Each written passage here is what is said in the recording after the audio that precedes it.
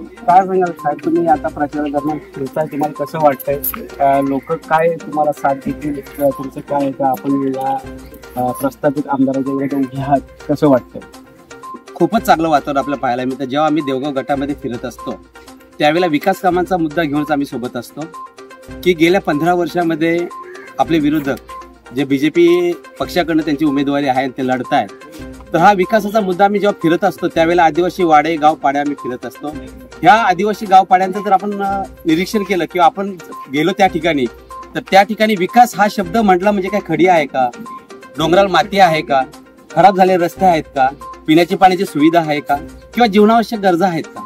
आज आपण पाहतो मुरबाड तालुक्याचा त्यांचा अजेंडा आम्ही बघितला. त्या अजेंड्यामध्ये फक्त मुरबाड तालुक्याचा विकास न दाखवता फक्त मुरबाड शहराचा विकास दाखवला त्यांनी.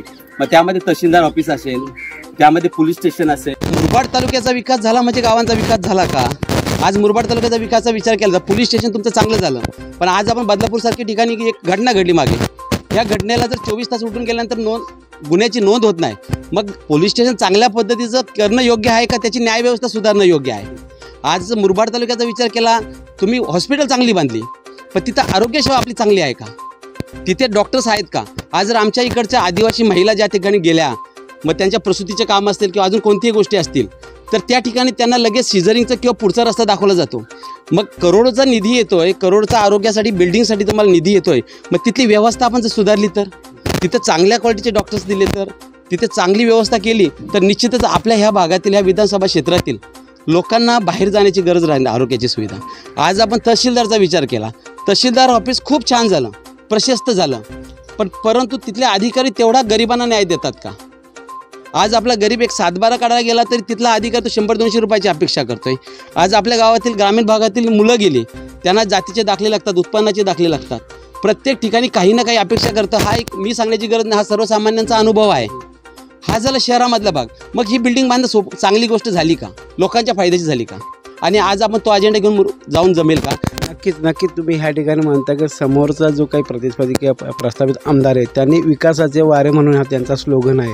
मग तुम्हाला काय वाटतं की त्यांनी विकास केलाच नाही, मग विकास कोणाचा स्वतःचा केला की जनतेचा केला, काय सांगाल? आता परवाच आम्ही फिरत असताना एक बदलापूरकडनं आल्यानंतर असं ते पूर्वी एक स्लोगन असायची त्यांची, एक 10 वर्षापूर्वी एक असायचा की ज्या ठिकाणी खरडा लागला की माझा मतदारसंघ संपला आणि दुसऱ्याचा मतदारसंघ चालू झाला, असं त्यांचं एक. आम्ही वायशुली गावचे एक लव्हाली गावामध्ये एक आदिवासी वाडी वस्ती आहे, आम्ही सर्व मंडळी यासोबत होतो, महिला मंडळी, आम्ही पुरुष ज्येष्ठ सर्वच होतो. तर त्या रस्त्यामध्ये प्रवास करत असताना मुख्य रस्ता सोडून माळरानावरून आमच्या 4 व्हीलर्स न्यायची वेळ आली. मग मुख्य रस्त्याची अवस्था काय असेल हा तुम्ही अंदाज लावू शकता. मग हा मतदारसंघ, हा एक प्रश्न विचारण्यासारखी गोष्ट आहे. तुम्ही काय दाखवताय? फक्त हायवे. आज त्यांचा विकास पर्व मी पुस्तक बघितलं परवा, जे घराकर्त्यांनी त्यांच्या कार्यकर्त्यांनी काम केलं, आनंद आहे. पण विकास पर्वामध्ये तुम्ही कोणती कामं दाखवताय? कल्याण नगर हायवे हा केंद्राचा प्रोजेक्ट, बदलापूर वांगणी हा केंद्राचा प्रोजेक्ट, पण तुम्ही असे मोठे प्रोजेक्ट दाखवताय. मग तुम्ही काय केलं स्थानिक लेवलला? तुम्ही गावामध्ये शाळा चांगल्या पद्धतीच्या बांधल्या का? आरोग्य सेवा दिली का? अंगणवाड्या दिल्या का? का शैक्षणिक सुविधा वापरल्या केल्या का? आजची स्थिती अशी आहे, ह्या आदिवासी किंवा चांगलं असं पाड्यांमध्ये आपण गेलो तर चांगले रस्ते नाही.